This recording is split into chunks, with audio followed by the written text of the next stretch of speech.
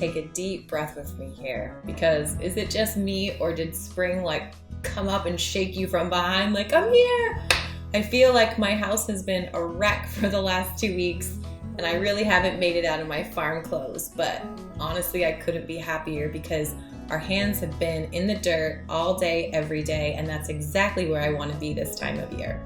We have this small window of time in the spring when we can transplant things out into the garden when it's still cool, but they're not going to freeze. All the while it's warm, but not too warm, because we want their roots to have a chance to establish so that they can drink and be healthy before the summer heat hits. We're taking full advantage of this by transplanting everything we can, and this week we started with the 36 raspberry plants into the market garden.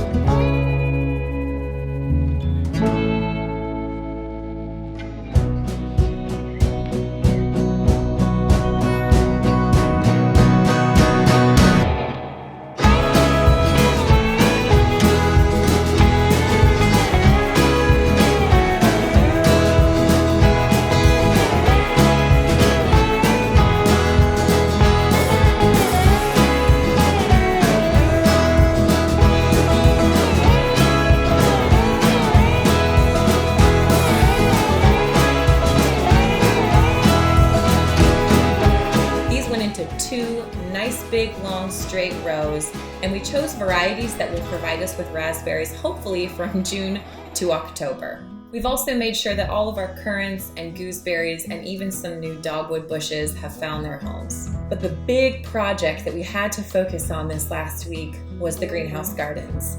Our first perennial order is coming in just a few days, and we had to get all of this ground laid out.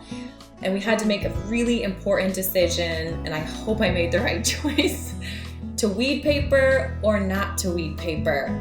Nothing kills the organic buzz of a garden like seeing weed paper peek through the soil. I just can't even bear the thought. And yet we're establishing this garden where there's been grass for decades, and I know that weeds are going to be a tremendous battle for us in this area.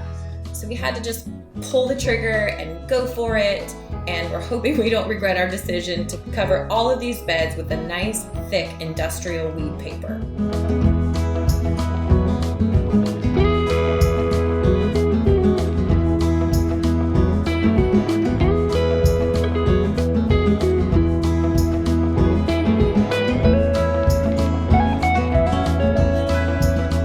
So to plant in this, we'll just cut a little X through the weed paper and plant down into the soil underneath. The hope with this, of course, is that it will suppress the weeds. We know it won't take care of them entirely, but I'm hoping it'll make it a little bit easier. So our big, long black rolls of weed paper rolled out. We made the kids staple them all down. This is really the blank slate. Covered with topsoil, it's begging for me to come in and make it beautiful with flowers.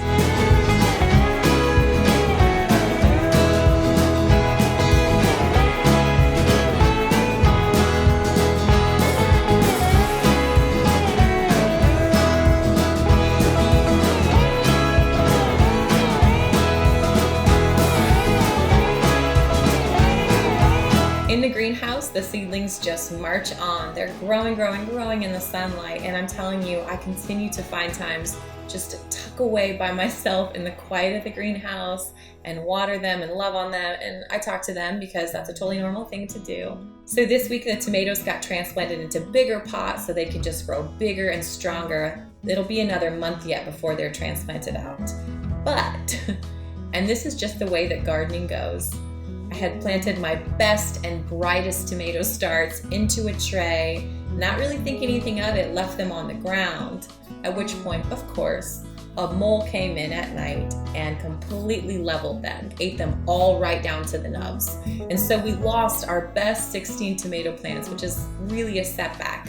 But we have some little ones left, so we're hoping we can just make it work. You know, this is just part of gardening. You feel this disappointment and this anxiousness and anxiety about what's to come. And even the seeds that we've already sown in the market garden, I said to Stu, are you sure we've actually planted them? Are they actually gonna germinate? Because I'm out there just peeping at the soil, just praying that things start to come up, which of course they will. The days continue on, even with setbacks. This is just the process of it all. And this is the time of year when, frankly, we're all a bit tired. We're anxious, we're nervous about how things will shape up. But that's exactly where we should be, because it keeps us really attentive and focused on the important things in the garden. These are the days of hard work and exhaustion, when there's crud underneath your fingernails that you just can't get out, and you pour yourself in bed at night just exhausted from hauling rocks and digging holes and shoveling dirt. Pour yourself a glass of wine and just keep planting.